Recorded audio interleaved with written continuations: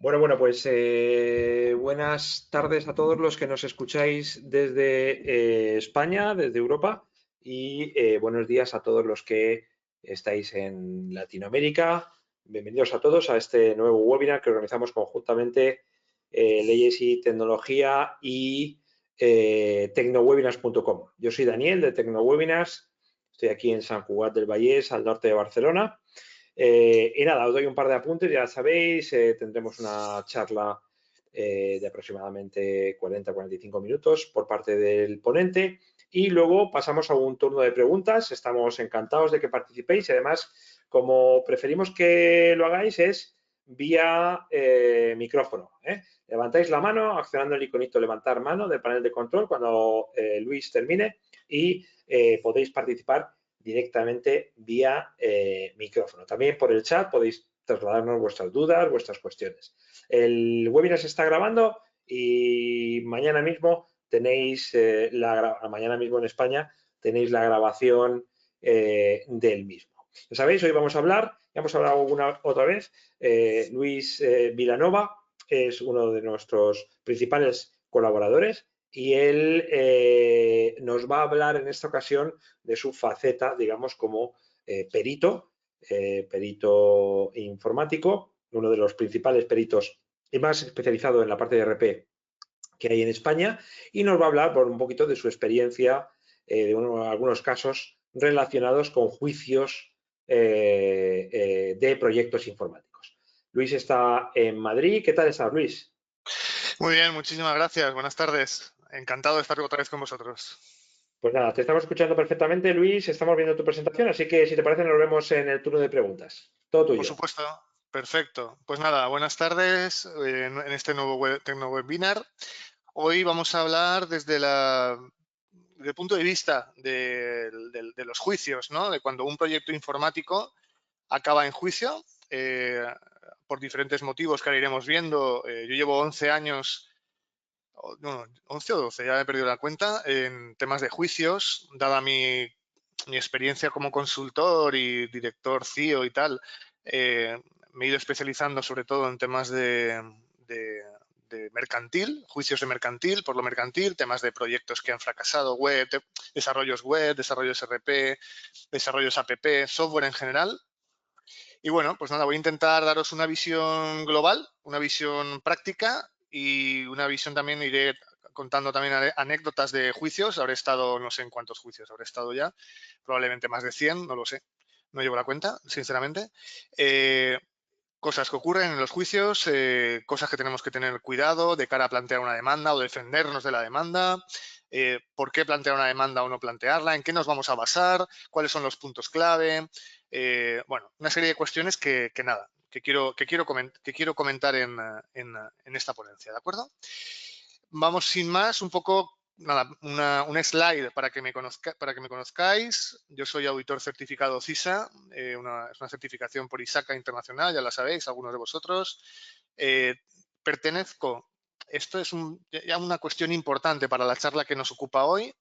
Pertenezco a las principales asociaciones de peritos judiciales de España, en concreto a PAC-CM. ¿Y por qué son las principales? Pues en concreto a PAC-CM y alguna otra a la que pertenezco, que quizá ni siquiera he puesto aquí.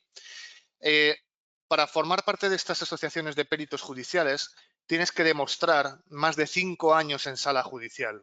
Esto es muy importante. Cuando vayáis a seleccionar un perito, no lo he dicho, pero la selección de un perito informático en un juicio donde estamos hablando de un proyecto que ha fracasado de índole de ingeniería informática, sistemas o similar, es absolutamente fundamental. Es decir, el abogado lo va a hacer lo mejor posible. De hecho, yo siempre digo que quien gana o pierde el juicio es el abogado. Nosotros somos una herramienta, pero somos una herramienta muy potente. O sea, puede ser la diferencia entre ganar o perder el juicio, ¿vale? Siempre intentar elegir un perito que pertenezca, por ejemplo, a la PAC-CM o alguna similar. Podéis preguntar experiencia demostrable, porque muchas veces no basta. Diríamos que hay como dos partes. Una parte sería hacer el informe pericial, que está claro que puede estar mejor o peor hecho el informe, pero también luego la defensa. La defensa en el juicio, saber convencer al juez saber explicar lo que realmente estamos defendiendo con evidencias, decir la verdad pero que suene a verdad, que realmente entienda que lo que estás diciendo es absolutamente verdad. Luego diré algunos ejemplos que me ha ocurrido donde la otra parte pues directamente mentía, ¿no? Y se notaba. Luego también, si vais a hacer un peritaje de cierto tema, por ejemplo, de un RP, pues que ese perito tenga experiencia en RPs. Porque hace poco gané un juicio de un RP importante, no voy a decir cuál es. Claro, yo tenía certificaciones en este RP y la otra parte no. Y la otra parte eran 2 peritos, pero ninguno de los dos tenía certificaciones de ese RP. Entonces, claramente el juez dice, a ver, el juez no es experto en RPs, pero si veo, mira, este señor tiene estos cursos, estas certificaciones en RP, no solo en ese RP, sino en otros RPs, y estos señores no tienen ninguna certificación de RP, pues quizá le voy a creer más al que me es capaz de demostrarme que tiene no solo la certificación, sino que también experiencia previa, ¿no? Con lo cual, lo que quiero que os quedéis aquí, aparte de conocerme un poco dónde me he formado y a qué pertenezco, es la importancia absolutamente fundamental en la elección del perito, ¿vale? Y que nosotros somos una herramienta. Quien gana o pierde el juicio es el perito, ¿no? Como os he dicho ya, trabajo haciendo peritajes. Ahora veremos para quién hago estos informes periciales. Centrados generalmente, aunque trabajo otras facetas más de WhatsApp, email, smartphone, etcétera, etcétera, centrado en el tema de RP. Y aquí quería hablar de que realmente nosotros los peritos lo que hacemos es interpretar el pasado, porque muchas veces a nosotros llega el proyecto cuando hace ya meses que se ha suspendido, ¿no? No, es que el proyecto lo cancelé hace 3 meses. Ahora hablaremos de la cadena de custodia, ¿no? La cadena de custodia de la información, de qué ocurre cuando encontramos un sistema informático que no ha sido cuidada su cadena de custodia. ¿Cómo sabemos los peritos que vamos a probar una app y esa app no ha sido modificada desde que el partner se fue del cliente, ¿no? O al revés, ¿cómo podemos saber si estamos en el lado del partner? ¿Cómo podemos saber que vamos a probar la misma app que el cliente ha llevado a juicio? Pues aquí hay diferentes técnicas y cuestiones que son muy, muy importantes, ¿vale? Simplemente, por ejemplo, que sepáis que nosotros, los peritos judiciales, cuando vamos a, perdón, cuando vamos a un juicio, pues tenemos que generalmente jurar o prometer pues, que no tenemos ningún interés directo en ninguna de las partes, ¿vale? Eso es lo que juramento o promesa, pues de no tener interés directo, no estar o estar en situación de dependencia de ninguna de las partes, ¿vale? Un poco estas cuestiones que son tan importantes en la parte formal. Es muy importante, a todos los peritos nos ocurre, bueno, supongo que a los abogados también, claro está, cuando tú hablas con una de las, pongamos que hay 2 partes, ¿no? Que está el cliente y que está el partner, ¿no? Enfrentadas generalmente en este tipo de juicios. Cuando tú escuchas al cliente, yo trabajo a veces como mediador, intento que el juicio, que no llegue el problema a juicio. Esto no es fácil, ¿eh? Porque cuando trabajas como mediador, si te encuentras con la situación ya muy complicada, nos encontramos con unas relaciones y una forma de ver el proyecto ya muy, muy desgastada, ¿no? Entonces, tú escuchas al cliente y el cliente piensa que tiene la absoluta verdad de lo que te está diciendo, ¿no? Es decir, el proyecto ha sido un desastre, no funciona, ta. Y el partner, al revés, lo mismo. El partner te va a decir que el cliente ha cambiado los requisitos, que el cliente ha pedido cosas nuevas, que el cliente no ha pagado las facturas, bueno, un sinfín de cosas. Entonces, al final, todos piensan que la aplicación funciona perfectamente, que cumple al 100% con los requisitos. Realmente, cuando trabajamos de mediador, es complicado, ¿no? O sea, tienes que intentar objetivizar, intentar llegar a un acuerdo que satisfaga a ambas partes. Por eso digo que la verdad no es verdad si no es verdad probada. Esto parece una tontería, pero de cara a un juicio es absolutamente verdad. Ayer estaba preparando un juicio contra una bodega muy importante, un RP, y la abogada, con muy buen acierto, me decía, Luis, estás poniendo una frase que dice que el partner ha hecho desarrollos que no han sido facturados, o sea, desarrollos gratuitos para esta bodega, pero no lo demostramos. Yo, tienes toda la razón, hay que demostrarlo. Vamos a recopilar todas las facturas y vamos a ver que los desarrollos que se han imputado a coste cero, hechos por el partner, no están en ninguna factura, porque si no, no lo puedo poner. No lo puedo poner. Es un ejemplo, ¿no? Un ejemplo de cómo tenemos que demostrar la verdad. Muchas veces me dicen, no, es que me dijo esto en un pasillo, me dijo esto en una reunión y no está apuntado en ningún lado. Pues si no está apuntado, a lo mejor lo podrá decir un testigo, pero yo no lo podré decir. Si a ti te dijo que esto será responsive design, es decir, que se adaptará a cualquier navegador y a cualquier resolución, pero si tú no lo tienes en ningún documento, en ninguna email, lo que se llaman evidencias documentales. Si yo no lo tengo en ninguna evidencia documental, por mucho que tú me lo digas, yo no voy a poder ponerlo. Lo tendrá que decir un testigo que vaya al juicio, que es otra de las partes, ya sabéis, ¿no? Pero yo no lo podré poner, porque si yo lo pongo, cualquiera de la otra parte o el juez me va a decir, oiga, ¿usted por qué ha puesto esto? Porque se lo han dicho se lo ha dicho el partner o se lo ha dicho el cliente, no tiene ninguna documentación que diga que este proyecto tenía que ser responsive design, pues entonces no lo diga, porque usted no sabe si eso es verdad o mentira. ¿Vale? Muy bien. Vamos a quedarnos con esto de momento, que la verdad no es verdad probada, porque es verdad que los ánimos, vamos a decir que los ánimos se calientan cuando hablas con un cliente o un proveedor y muchas veces le tengo que decir, es que no lo puedo demostrar. O me das evidencias o no puedo demostrarlo. Yo te creo, pero no puedo demostrarlo. ¿Vale? Antes estaba hablando un poquito con otra persona sobre quién nos contrata. Pues quién nos contrata, digamos que hay como tres partes, ¿no?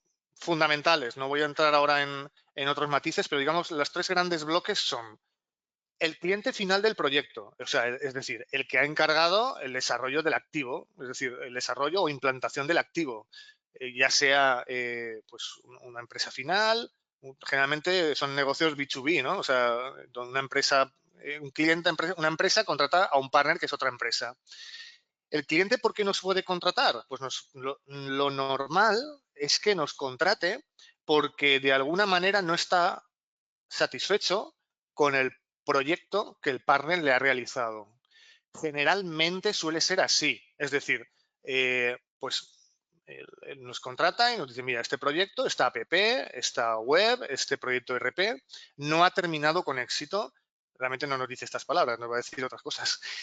No funciona, fallan, no está completo, hemos arrancado con miles de problemas, la típica migración de datos no se ha llevado a cabo adecuadamente, si es una web, la web no funciona, no carga, falla, no es segura. Ahora hablaremos de todo este tipo de cosas. Si es una app, pues no tiene usabilidad, no es fácil, sobre todo cuando hacemos, por ejemplo, una app, cuando se encarga una app para clientes de gran consumo, ¿no? Pues como no sea muy amigable, enseguida el cliente se va a quejar, porque dice, es que mis clientes van a descargarse la aplicación, la van a usar y como no pueden usarla fácilmente, mira, llevo a juicio al partner porque no me la ha hecho amigable, ¿no?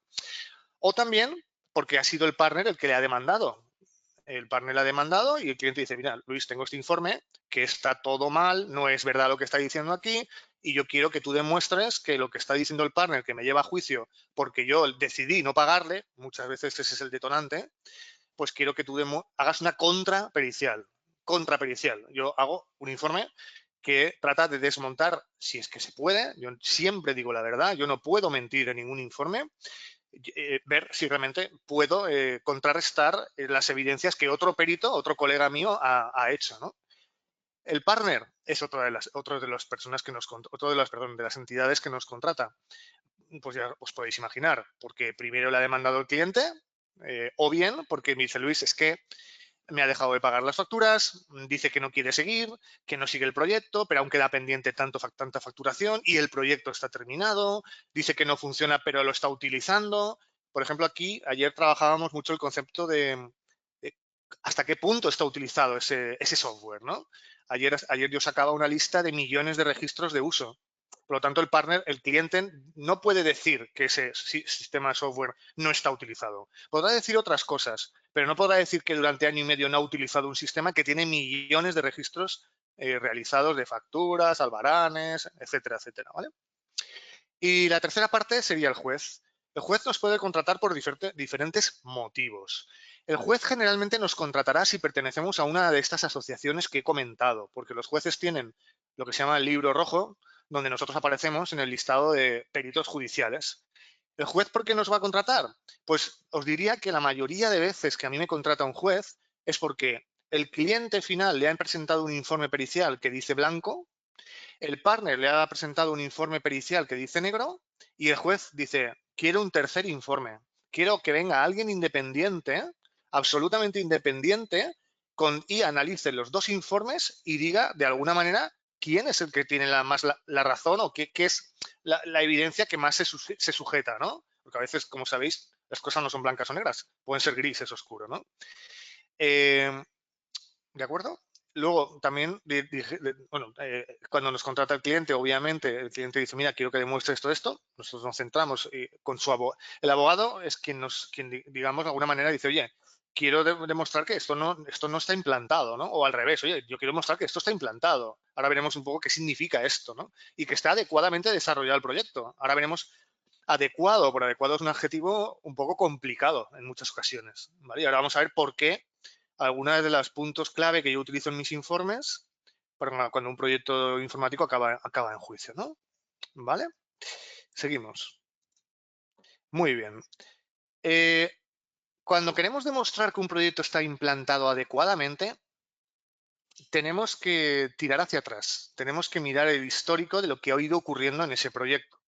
¿Y cómo tiramos hacia atrás y miramos hacia atrás de lo que ha ocurrido en el proyecto? Que nos define lo que finalmente se ha entregado, ¿no? O el estado final en el que ha quedado el proyecto, porque a veces ni siquiera puede llegar a arrancar.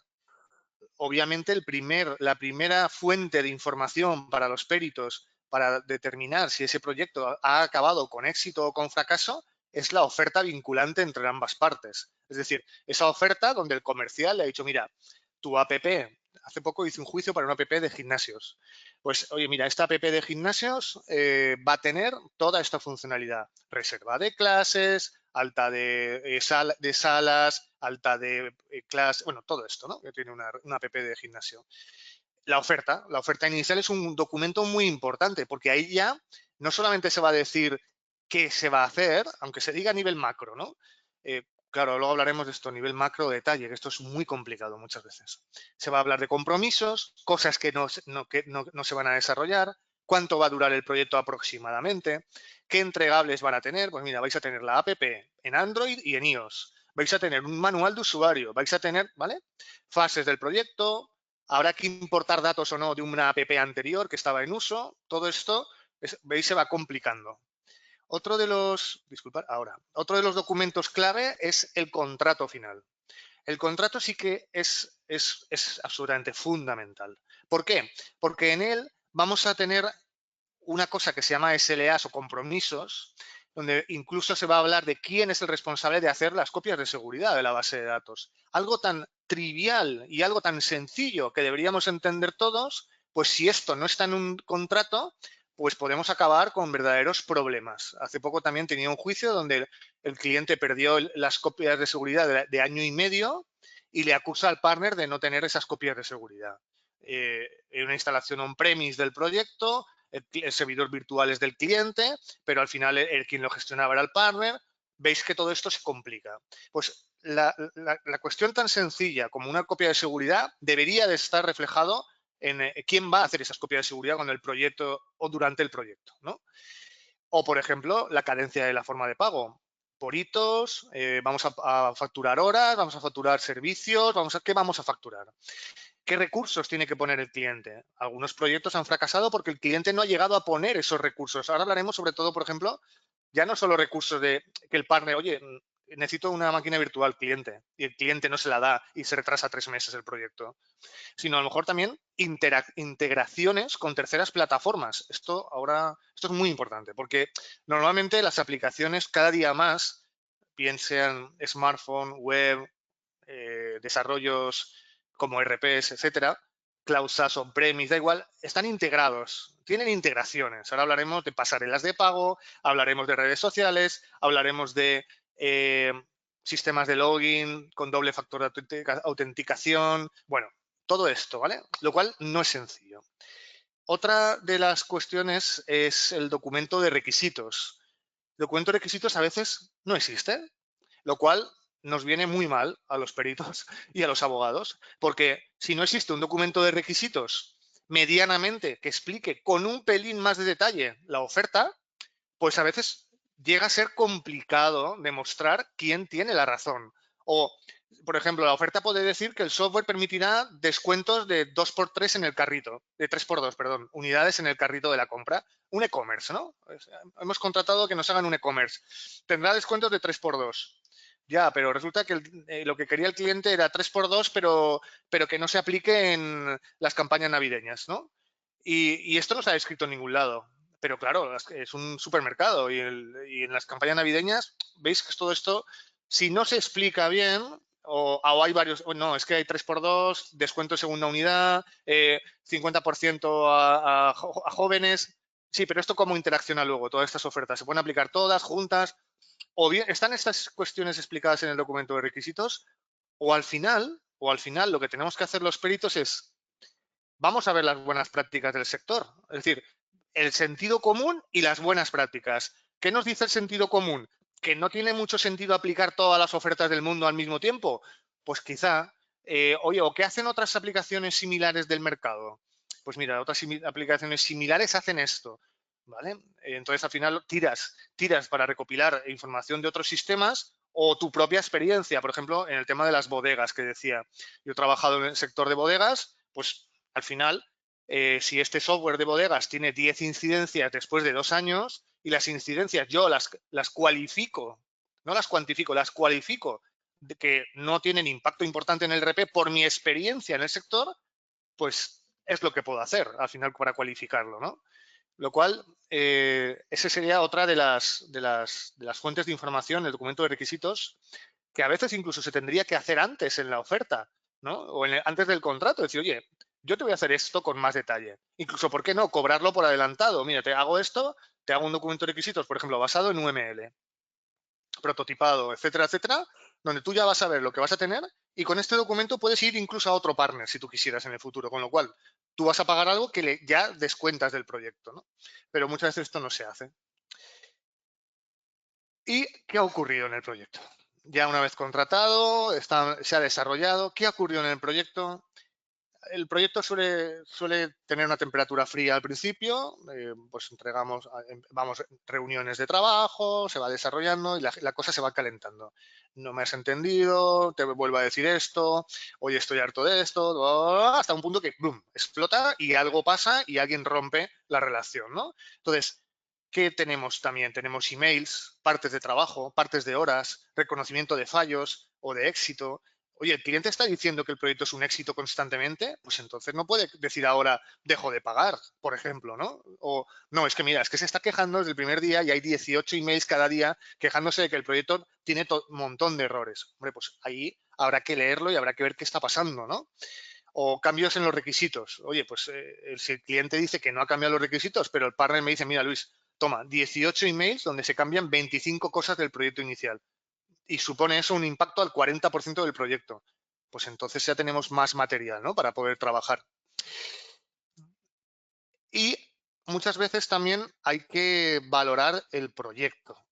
A veces me dicen, Luis, yo quiero cuantificar como partner cuántos euros vale el proyecto que yo he hecho finalmente. Porque si el cliente, vamos a poner un proyecto no muy grande, de 30.000 euros, y el partner ha hecho el doble de horas, y dice, Luis, yo he hecho el doble de horas y yo no lo he facturado, pero quiero que al menos en este informe delante del juez se haga ver que yo he hecho 60.000 euros en horas.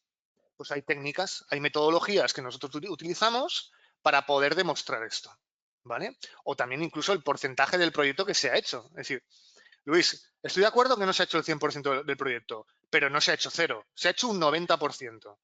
Vale, pues vamos a ver si podemos demostrar que realmente se ha hecho el 90% del proyecto, ¿vale?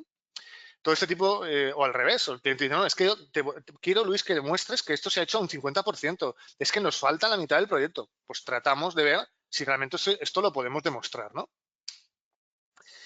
Repito, somos una herramienta. Nosotros al final somos una herramienta. Él va a utilizar, el abogado va a utilizar nuestro informe, va a utilizar nuestra sabiduría en temas de ingeniería informática para poder demostrar o para ganar el juicio, siempre diciendo la verdad, ¿de acuerdo? Entonces, la respuesta a la quien gana o pierde el juicio es el abogado. Pero en estos juicios es como supongo que cualquier otro juicio, a lo mejor de una injerencia médica, ¿no? Un informe médico pericial tiene muchísimo peso en un tema así, ¿vale? pues lo mismo con la informática. A ver, ahora. ¿Cómo funciona el proceso de un peritaje informático? Pues como he dicho, muchas veces el proyecto falla, el cliente nos llama, quiere que le hagamos el informe pericial, pedimos documentación para poder presupuestarlo, el cliente nos contrata, nos acepta el presupuesto y hacemos el informe. El informe, ahora veremos un poco que para hacer el informe tenemos sobre todo tendremos varias partes. Una que es la parte documental, oferta, contrato, email, documentos. Tenemos otra parte que es la parte del propio sistema. Es decir, oye, yo quiero probar como perito, quiero probar el sistema. A veces no es tan fácil, porque el sistema puede estar integrado con pasarelas de pago o puede estar incluso, imaginémonos que vamos del parte del partner. El partner el cliente ha cortado la relación con el partner y el desarrollo que había hecho estaba integrado con un software del cliente. Ahora, ¿cómo demostramos que eso funcionaba? Es complejo, ¿no? Veis que esto se complica.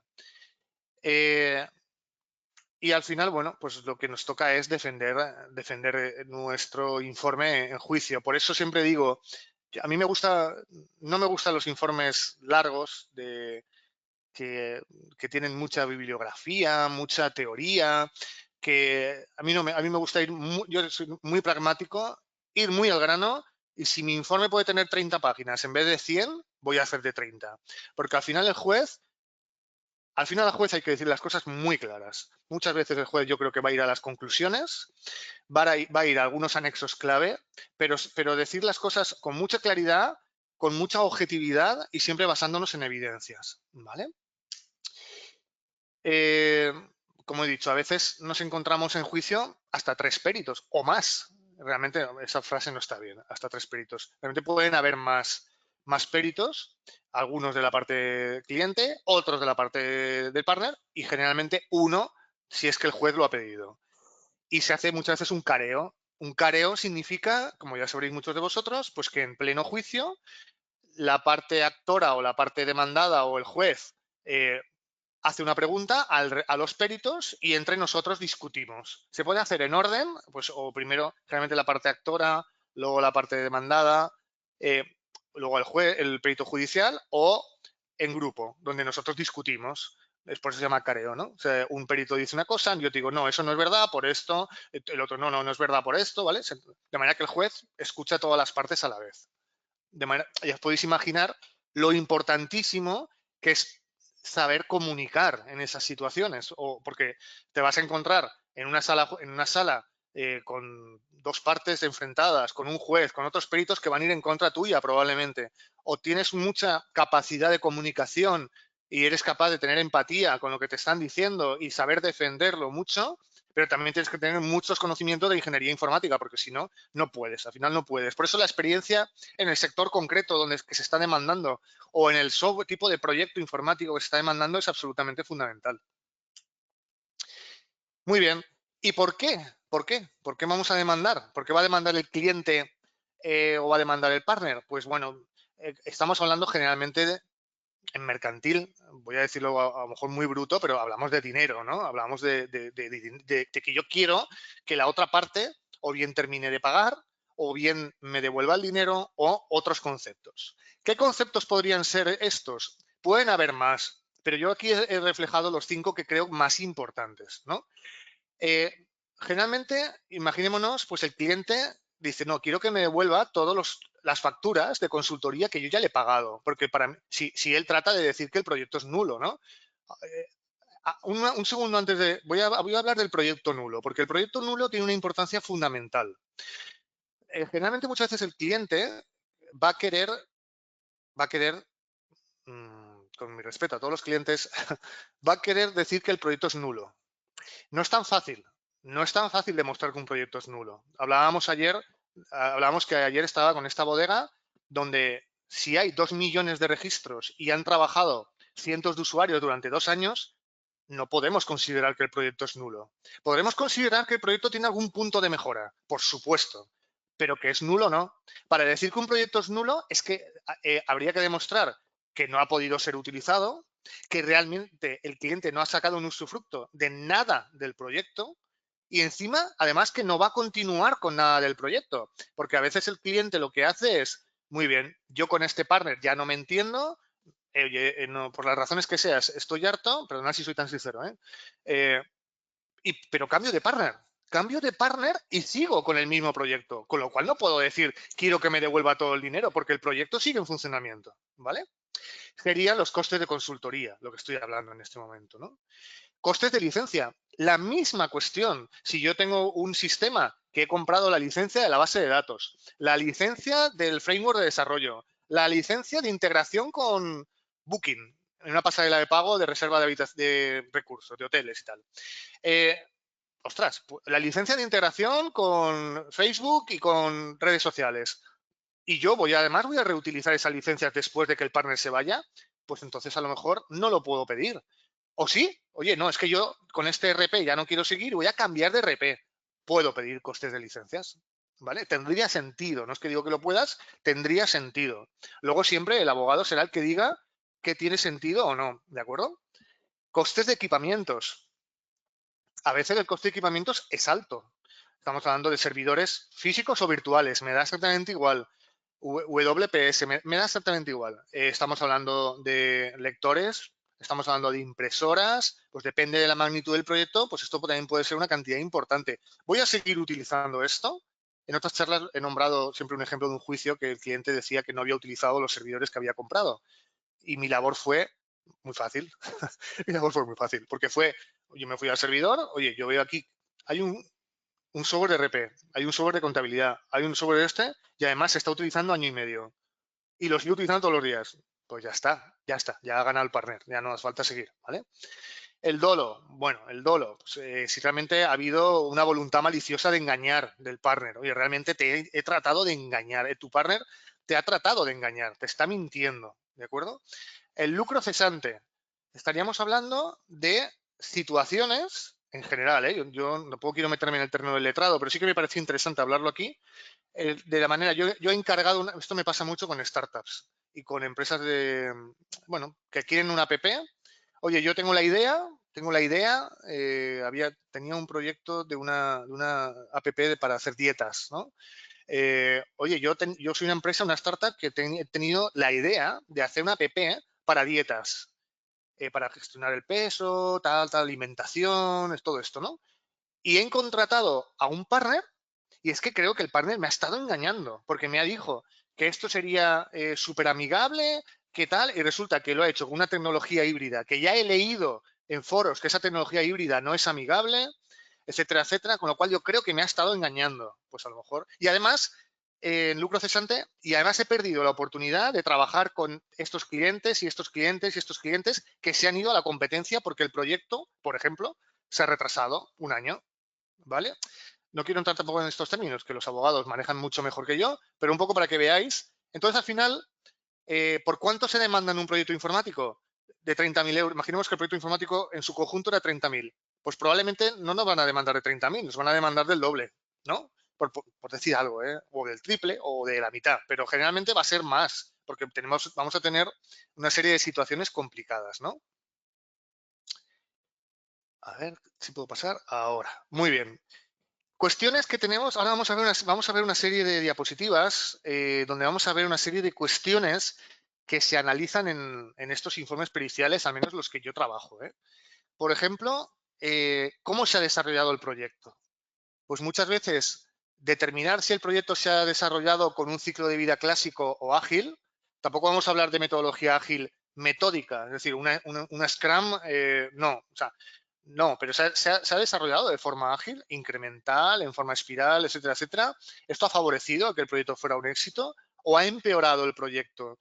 O se ha dedicado un ciclo de vida clásico, de manera que el cliente no ha podido ver los resultados hasta un año después. ¿Qué se ha estado haciendo? ¿Vale?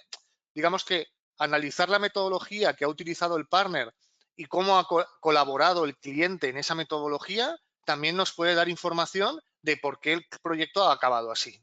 ¿Vale? La siguiente diapositiva es muy, muy, muy importante también, porque muchas veces el proyecto informático, el cliente, puede decir o puede defender que, oye, es que el proyecto tiene fallos. Yo lo cancelo y demando al partner porque es que tenemos errores, tenemos fallos.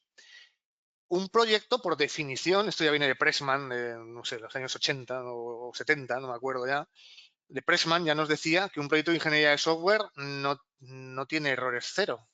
Si no, no existirían los mantenimientos evolutivos y correctivos, no existirían las nuevas versiones del software, etcétera, etcétera. Siempre un software, un sistema operativo, un software tiene errores. Ahora, la cuestión clave para poder decir que esos errores son fundamentales para llevar a juicio o para defenderme de que mi proyecto sí que funciona realmente, será analizar cualitativa y cuantitativamente si esos, o mejor dicho, cuantitativa y cualitativamente en este orden, si esos errores son errores suficientes, sustanciales o bloqueantes para que el proyecto fracase de verdad. Es decir, oye, si realmente yo quería que mi aplicación móvil fuera usable y resulta que cuando pulso no hace nada, o cuando pulso tengo que pulsar pero 2 o 3 veces porque si no, no se mueve, pues eso va a ser importante en el caso de clientes finales, ¿no? De usuarios finales, B2C.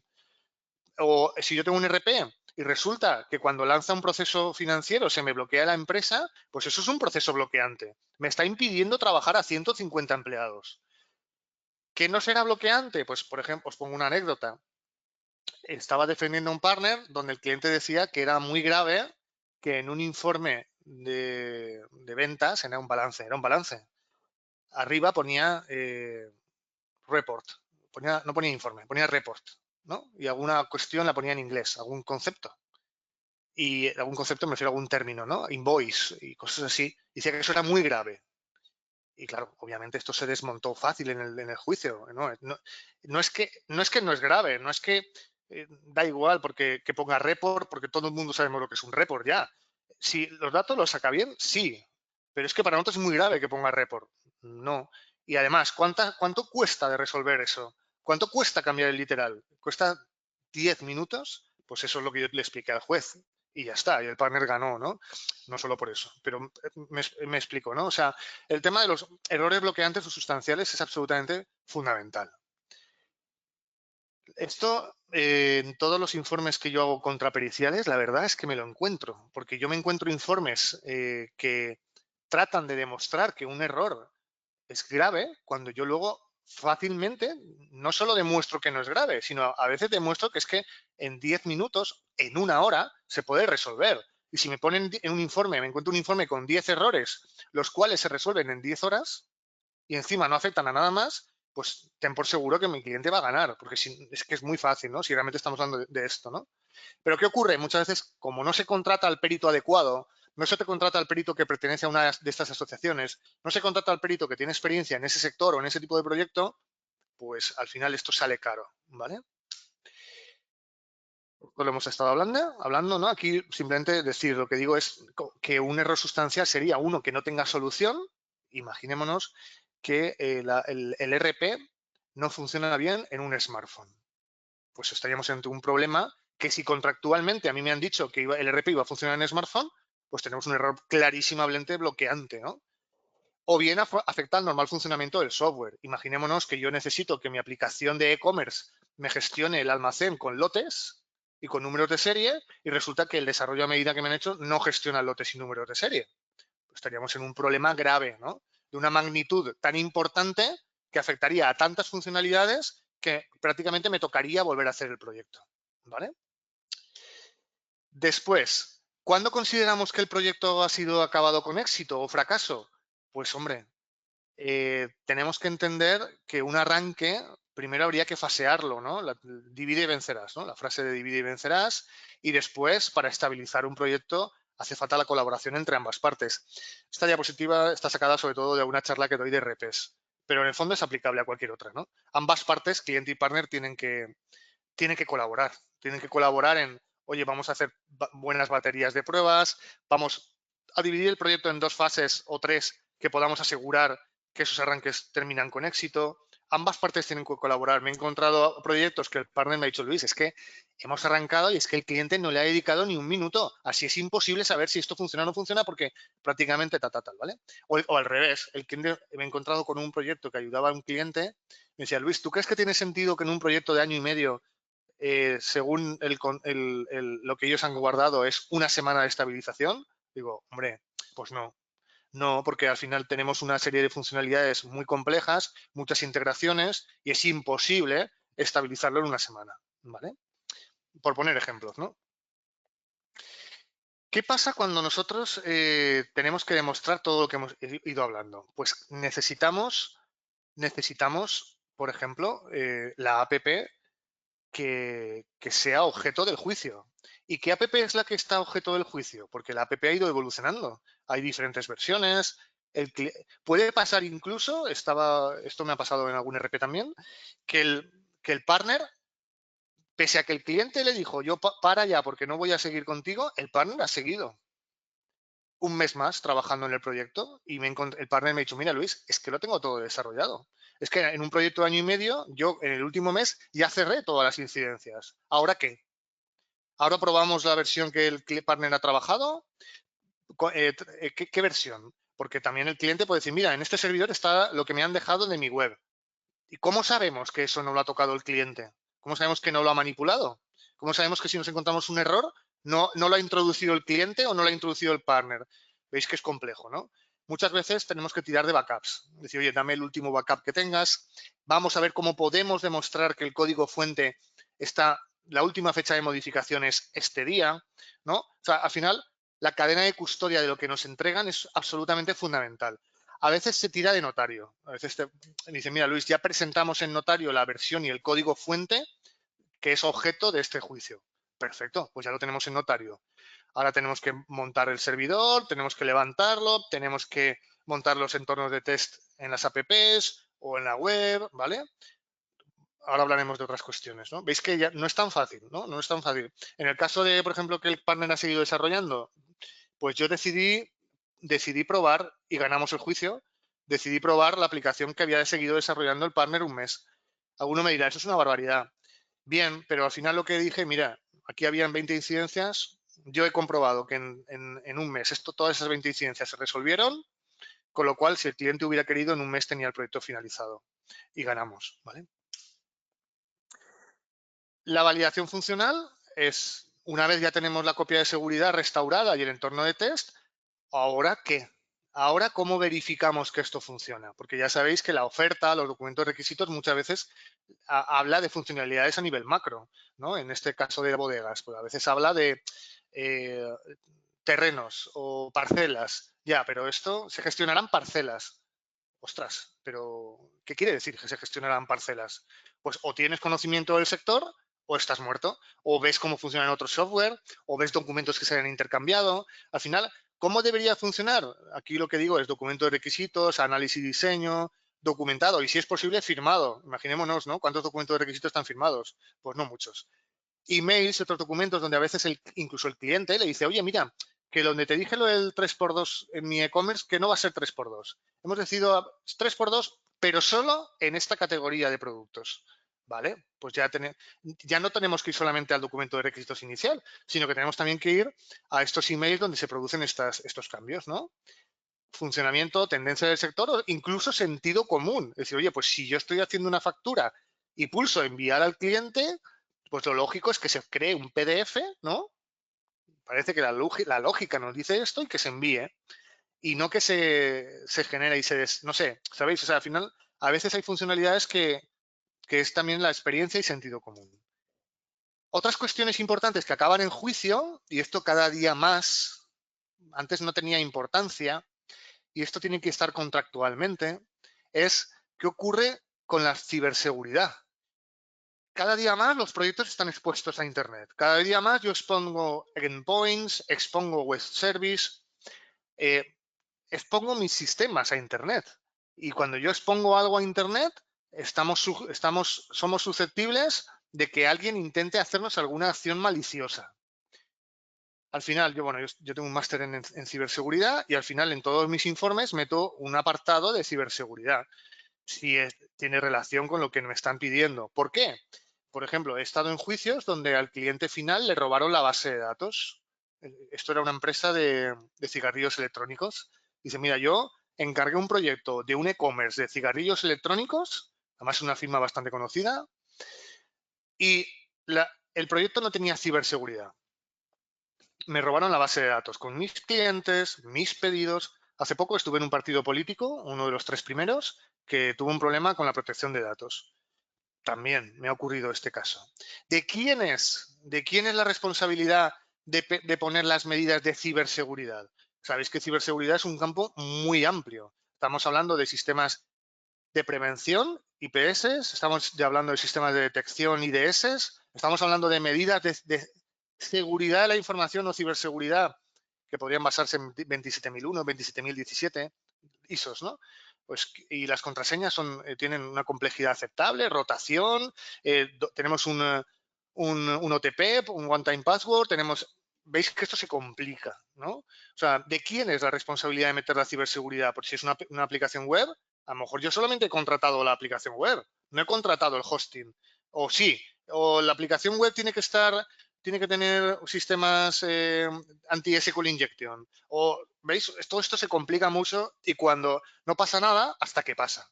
¿Vale? Entonces, todo esto por contrato deberíamos de fijarlo, porque además aquí, generalmente, cuando hay una vulneración de ciberseguridad, ya nos vamos a un nivel que aquí hay penal a veces, hay temas penales, porque a lo mejor estamos violando la protección de datos, estamos violando, imaginémonos, yo hago auditorías de receta médica privada electrónica. Hay recetas médicas, hay enfermedades, hay estupefacientes. Claro, o tienes unos niveles de ciberseguridad o el partner, incluso el partner, yo siempre le digo a los partners, llevo la ley antifraude, ¿no? Yo estoy haciendo auditoría de ley antifraude. Y a todos los partners de software de facturación les digo, avisa a tus clientes de temas como, por ejemplo, las copias de seguridad, que aunque parezca trivial en instalaciones on-premise, que nunca pueda decir que tú no le has dicho que las copias de seguridad recaen en su lado. Y la ley antifraude requiere que guarde copias de seguridad de los últimos ejercicios, ¿vale? Bueno, veis que esto se complica, ¿vale? Se complica en el caso de que haya un problema de ciberseguridad. Por ejemplo, integraciones. Claro. Y si tengo proyectos de integración con pasarelas PCI DSS. Estamos hablando de integración con redes sociales, integración de EDI, Factura E. Y esas integraciones a veces el partner no las puede hacer si el cliente no me da, a lo mejor, por decir algo sencillo, usuario, contraseña y URL de la integración. No, es que el cliente se retrasó 3 meses en darme el acceso a su Facebook. Y la app, obviamente, no podía hacer login con Facebook. Pero claro, luego quería que estuviera al día siguiente, cosas así, ¿no? Imaginémonos las cuestiones que se pueden llegar a complicar. En esta diapositiva podemos pararnos miles de años, pero me voy a parar apenas un minuto, porque imaginémonos toda la parte de compliance, toda la parte de, oye, mi web cumple con la RGPD, mi web cumple con el SSI, oye, yo estoy cumpliendo con la PCI DSS en el pasarelas de pago o estamos en un nivel aceptable de los datos de protección de identidad personal, estamos cumpliendo con las buenas prácticas de seguridad informática, oye, ¿cumplo con la ley antifraude? ¿Mi software es capaz de permitir borrar una serie de facturación y que no quede rastro? Y ahora me va a venir la agencia tributaria y me va a sancionar. Oye, ¿tengo la homologación suficiente para poder trabajar? Imaginémonos, ¿no? O sea, aquí hay un mundo de quién es la responsabilidad de esto, de quién es la responsabilidad de que mi web o de mi app cumpla con el RGPD y con la LSSI, con las pasarelas de pago. ¿Veis? Todo esto, al final, pensar una cosa, y esto yo también lo hago, y es que cuando vamos a demandar, como estamos entre amigos, podría decir que vamos a muerte. Vamos a muerte porque al final lo que vas a decir, mira, yo voy a tratar de descubrir todo lo que se ha hecho mal en este proyecto. ¿Vale? Entonces, cuando dices voy a hacer todo lo que se ha hecho mal, voy a meter todo lo que sea relevante y que esté mal y que pueda perjudicar realmente al proyecto, ¿no? Entonces, veis que esto pues, se hace un poco complicado, ¿no? Dimensionamiento, una de las últimas variables que os voy a comentar hoy es, oye, vale, y mi app funciona rápida, los tiempos de respuesta están dentro de la lógica, sabéis que una aplicación móvil, hay un porcentaje de churn donde el cliente se descarga la app y como esto no vaya ágil, borra y se descarga otra. Eso hace que el proyecto o que incluso el negocio fracase o triunfe. Imaginémonos, ¿no? O sea, que yo puedo demandarle al partner porque mi aplicación está haciendo, que me ha desarrollado él, está haciendo que mi proyecto y mi negocio vaya a concurso de acreedores. Estos casos que me he encontrado, ¿vale? El interfaz gráfico también es fundamental, lo hemos hablado, que sea usable. Oye, Luis, es que a mí me han hecho una aplicación y esto tiene que funcionar en un entorno de logística o en un entorno de hostelería donde tiene que ser táctil. Y sí, me ha hecho táctil, pero resulta que me han cogido la aplicación móvil que tiene el estándar de este RP y eso no funciona en los sistemas operativos no sé qué. O sí que funciona, pero con una pantalla de más de tanta resolución que nunca me dijeron. Imaginémonos, ¿no?, lo que se puede llegar a complicar este tema. Bueno, y las responsabilidades compartidas, como decíamos, oye, a veces que no esté puesta la integración con la red social para hacer login por Facebook, pues puede llegar a ser una responsabilidad compartida. El cliente no me dio esto, yo no lo pude hacer, ¿vale? ¿Hasta qué punto eso es verdad? Pues bueno, un poco, ¿vale? Lo que decíamos antes de si un proyecto software o un proyecto de ingeniería informática es nulo o no, ¿no? El cliente ha sacado beneficio, sería la respuesta, ¿no? O sea, el cliente ha podido utilizar esto, va a seguir utilizándolo aunque cambie de partner. Cuidado con esto, ¿no? Y ya está. Vamos a terminar hoy porque yo creo que ya os he dicho, os he soltado un rollo muy largo. No, en serio. Yo siempre diría, hay muchas cosas que se pueden hacer antes de llegar a juicio. Como decía, yo trabajo como mediador, intento que el juicio no, a veces no llegue, a veces, imaginémonos que el partner me dice, sí, vale, pues vamos a ver si podemos llegar a una mediación. Hablo con el cliente y el cliente ni me abre la puerta. Esto es así. O al revés, el cliente me dice, vamos a intentar, y el partner dice que no quiero hablar nada. Vamos a juicio y ya está. Pues no tengo posibilidad, ¿vale? Entonces, intentar negociar bien el proyecto, intentar trabajar bien el acuerdo de contratación, intentar bien desarrollar el proyecto con sus fases, sus versiones incrementales, etcétera, etcétera. Decidir conjuntamente y trabajar conjuntos para ponerlo en producción, con suficientes baterías de pruebas, que ambas partes estén de acuerdo, que si aún hay 10 errores, pues que vamos a arrancar con esos 10 errores. Y realmente luego en el posarranque, pues evaluar, corregir. Y en el fondo, todo esto sirve también para hacer un informe pericial. Todo, analizando la negociación, analizando la contratación, ¿vale? Pues nada, yo ya termino aquí. Me quedo con la frase de, como siempre, en todas estas charlas, la verdad no es verdad si no es verdad probada. Y a vuestra disposición para cualquier duda, pregunta, email, llamada telefónica o lo que consideréis. Muchas gracias. Muy bien, Luis. Muchas gracias por la exposición. Pues nada, tenemos unos minutillos, si os parece. Si levantáis la mano activando el iconito levantar mano del panel de control, yo os abro el micro y podéis plantear vuestras dudas o cuestiones a Luis. Y también podéis hacerlo por el chat. A ver.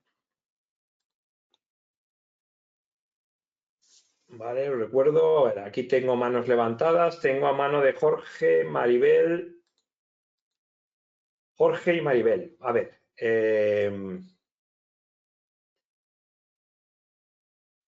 Jorge, te abro el micro. Jorge Roberto. A ver, Jorge, tienes que abrirte tú el micro. Buenas tardes. ¿Sí me escuchan tal vez ahí?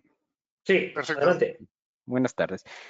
Justo mi pregunta va en el tema de, yo cuando vaya a contratar un perito, tengo que, en realidad, el contrato debe ser sobre un análisis total del proyecto, no solo de las partes que fallaron, según entendí en la exposición. Entonces, eh, y no sé si es que hay, ese es el enfoque que debo yo siempre al buscar un peritaje, tenerlo. Esa sería mi inquietud. Vale. No, realmente no. Realmente a lo mejor no me he explicado bien. No. Realmente imaginen, vamos a poner ejemplos para que nos entendamos. Un cliente dice, oye Luis, mira, he contratado este proyecto donde, mira, constaba de una web e-commerce y de una app. Me han hecho la web, pero la app no funciona. Y quiero que demuestres que la app no funciona. Yo no voy a ponerme a analizar el e-commerce en formato web y si funciona o no funciona, porque no es relevante para el caso. El cliente quiere demostrar que la app no funciona y que le reclama 20.000 euros porque la app no funciona. Ese es el objeto de la demanda. El objeto de la demanda es es o la totalidad o una cuestión concreta, unas cuestiones concretas del proyecto. Entonces, al final, si el objeto de la demanda es el proyecto ha funcionado al 60% y el 40% que era la app no funciona y reclamamos que nos devuelvan el importe pagado por el desarrollo de la app, pues yo lo que voy a hacer es demostrar que la app no funciona. Lógicamente, no voy a entrar en otras partes del proyecto porque ambas partes están de acuerdo en que esas funcionan. Y del lado del partner también, al revés. El partner puede decir, mira, Luis, es que yo quiero... Generalmente cuando es el lado del partner, sí que es verdad. Mira, aquí podría haber un matiz, que cuando tú estás en el lado del partner y dice, mira, Luis, por ejemplo, en otro caso que llevo ahora, Luis, el cliente me ha dejado de pagar y se quiere cambiar de partner. Entonces, dice que el proyecto no lo hemos llevado bien, hay muchos errores, el proyecto no funciona. Y además he hecho funcionalidades que ni siquiera me las he cobrado, porque no las he facturado, las he hecho gratis, entre comillas. Entonces, yo lo que quiero... Entonces, en esos casos, sobre todo cuando vas del lado del partner, lo que haces es demostrar todo lo que el partner ha hecho. Es decir, ahí sí que ya entra la totalidad. Ahí lo que haces es, oye, pues vamos requisito a requisito contratado, vamos a demostrar que todo está hecho, que además de todo esto se ha hecho todo esto que no estaba incluido en el proyecto y que el partner muchas veces, no digo siempre, pero muchas veces lo hace por buena voluntad, por tener siempre, lo que yo le llamo la sombra del futuro, ¿no? Qué peligroso es la sombra del futuro. Es decir, no, yo te voy a hacer esto en pro de una relación a largo plazo. Muchas veces no sirve de nada. Tú has hecho esas 10 cosas, no las has facturado, yo voy a poner en informe que a lo mejor, imaginémonos, oye, del proyecto de 100 funcionalidades contratadas, yo doy fe que hay 90 desarrolladas y además hay 30 que no estaban incluidas. En esos casos sí, en esos casos vas a la totalidad, porque el partner lo que quiere decirle al juez, oye, yo el proyecto lo he hecho, ¿eh? Aquí está el proyecto. Me debe la mitad del proyecto que no la quiere pagar, pero yo lo he hecho todo. Y para decir que lo he hecho todo, tengo que demostrarlo todo. Pero volveremos otra vez al objeto de la demanda. Al final, el objeto de la demanda nos marca el camino, nos dice lo que tenemos que demostrar o no tenemos que demostrar. ¿Vale? Sí, muchas gracias. Nada. Gracias, Jorge. Pasamos a Maribel. Maribel, te abro el micro. Hola, Maribel. Hola, buenas. ¿Qué tal? Buenas tardes a Hola. todos. Buenos días a los del otro lado del charco. Estamos en un proyecto que ahora mismo estamos preparando lo que es el documento de requisitos. Entonces sí que es cierto que hay una preocupación pues, por las experiencias que se ven en colegas y en el sector, ¿no? de que luego el proyecto no salga bien. Es una implantación de un RP. El tema es que, claro, al final es una empresa bastante complicada, con muchos procesos operativos, con lo cual el documento de requisitos, claro, al hacerlo a alto nivel entiendo que se queda muy corto. Estamos intentando hacerlo a un nivel de detalle casi hasta demasiado detalle, ¿no?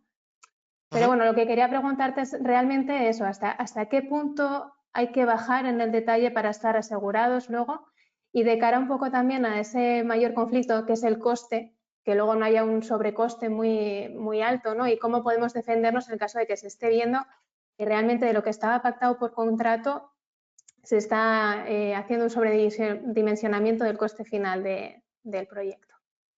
Vale. Pues la pregunta tiene tela, ¿eh? No, la pregunta está muy bien y le ocurre a todos los proyectos. No, era una broma, ¿eh? Pero sí que es verdad que la pregunta es muy, muy importante. Yo te voy a responder con varias. No hay una respuesta concreta, sino que yo diría que hay que atacarlo de diferentes frentes. Por un lado, para hacer la documentación, a nivel general, para hacer una documentación de un documento de requisitos, yo siempre recomiendo utilizar UML, no sé si conocéis el lenguaje de modelado unificado, que al final tiene muchos temas de casos de uso, permite casos de uso, pues explicarse bien los casos de uso con situación preliminar, pues el usuario entra, hace login, crea el pedido, crea las líneas, postcondición, el pedido queda en estado tal, o sea, luego permite hacer diagramas de actividad, interacción, diagramas de flujo, diagramas de estado. O sea que muchas veces lo que el lenguaje natural no es capaz de explicar, muchas veces el lenguaje natural no es capaz de explicar o cómo se integran, pues yo no quiero entrar a explicar UML, pero por ejemplo, las TES, hay unas TES que le llaman las TES, que son diagramas de interacción donde dices, oye, aquí tengo mi software, aquí tengo Facebook, aquí tengo la pasarela de pago. Este llama a este llama a este, llama a este, llama a este y en este orden. Y con este es el camino principal, pero se puede producir estos caminos. Al final, los gráficos son muy importantes. Aparte de, o sea, entonces, la pregunta, ¿hasta qué nivel de detalle? Pues también dependerá del proyecto. Dependerá del proyecto. Por ejemplo, como decía, yo conozco mucho el sector médico, ¿no? Pues el sistema de receta médica electrónica privada, yo prácticamente lo explico de palabra, pero es verdad que o sea, porque me lo sé de memoria.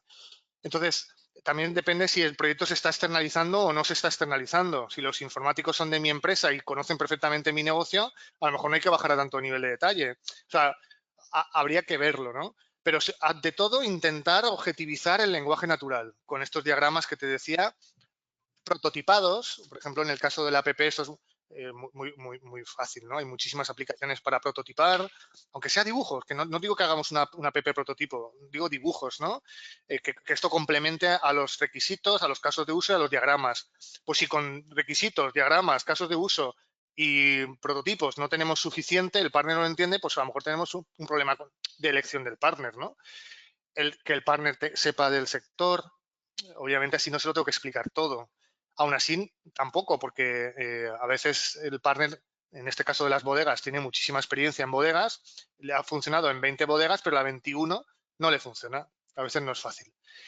Después, la elección de la metodología del proyecto. O sea, yo hablaba antes de metodología ágil, ¿no? De Scrum. Tampoco hace falta hacer un Scrum puro, donde tenemos ahí que ser súper protocolarios. Yo soy un tío muy práctico, lo he dicho desde el principio. Pero a lo mejor sí que vale la pena decir, oye, vamos a dividir este proyecto al máximo posible. Vamos a hacer sprints. Oye, el primero, login. Login y creación de usuarios. El segundo, creación de productos y servicios. El tercero, tal. O sea, de manera que vosotros mismos, porque eso, claro, yo no lo he dicho en esta charla, pero a veces en proyectos que duran un año o año y medio, las necesidades del cliente o la estrategia de negocio del cliente no es la misma que hace 2 años. Y por tanto, la funcionalidad que hace 2 años era tan importante de estar integrado con, no sé, con el Twitter, pues a lo mejor a día de hoy no lo es. Entonces, si hacemos ese tipo de sprints, a lo mejor funcionalidades que habíamos pensado eran muy importantes, decimos, oye, no, esto lo descartamos. Se descartan estas, pero se hacen estas. Al final, un poco los sprints funcionan así. Yo al final digo, oye, tú me contratas 1000 horas de desarrollo, ¿qué quieres que haga primero en el primer sprint? ¿Metemos el login, la capa de tal? Vale. Cuando termine digo, vale, oye, pues sí, me ha gustado cómo ha quedado. Ahora vamos a hacer esto. ¿Cuántas horas llevo? 100, 150, 200. Y al final tampoco, no quiero utilizar una palabra, pero la voy a utilizar. No estrangulas al proveedor, porque al final hay empresas que, pues que también, oye, con su derecho, yo no voy a entrar ahí, dicen, no, yo te he contratado estas funcionalidades, tienen que estar todas ya, pero es que te he hecho todas estas más y tú me has hecho todos estos cambios. Ya, pero yo te he contratado todo esto. Pues a veces en nuestro proyecto no podemos ser rígidos. Oye, te he contratado 1000 horas, hemos hecho 1000 horas y yo te he ido guiando en cada sprint, te he ido diciendo, en este méteme esto, en este ponla esta pasarela de pago. Oye, de las 4 pasarelas de pago que pensé al principio, vamos a dejar solo la pasarela de pago tal, porque vamos pasados de horas, porque vemos que el proyecto está costando, pero está dando buenos resultados. ¿Sabes? Yo creo que es la unión de ambas partes. Que tenga experiencia el proveedor en nuestro sector, si estamos hablando de apps, pues que tenga experiencia en el desarrollo de apps de calidad, utilizar documentación basada en estándares como UML, por ejemplo, que se puede hacer prototipado y que se haga incrementalmente. Es un poco el conjunto de todo esto lo que nos puede llevar a reducir lo que se llama riesgo, el riesgo del proyecto, a que el riesgo residual, ¿no? Lo que nos queda de riesgo sea menor. Aún así, no existe en ingeniería informática, bueno, yo creo que en otras ciencias tampoco. No existe a veces no existe el cómo hacerlo perfecto para que esto no estamos absolutamente seguros de que no va a fracasar. No existe. ¿Vale? Creo que con esto. Sí, perfecto, gracias. Nada. Vale, Maribel. Bueno, pues no veo ninguna pregunta más. Luis, Así que, oye, muchísimas gracias por tu tiempo y tus explicaciones. Nada, a vosotros, muchísimas gracias. Hasta la próxima. Hasta la próxima. Muchísimas gracias a todos los asistentes. Estaros atentos a próximos webinars de Luis Vilanova. Ya sabéis, aquí en Tecno Webinars. Un saludo y hasta la próxima. Adiós. Adiós.